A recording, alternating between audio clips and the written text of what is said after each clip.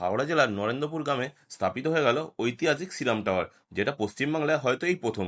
60 foot দৈর্ঘ্য বিশিষ্ট এই টাওয়ারটির ওপরে লাগানো আছে 8টি পাওয়ারফুল মাইক, যার মাধ্যমে সকাল আর বিকেল পাঠ হবে হনুমান চালিসা।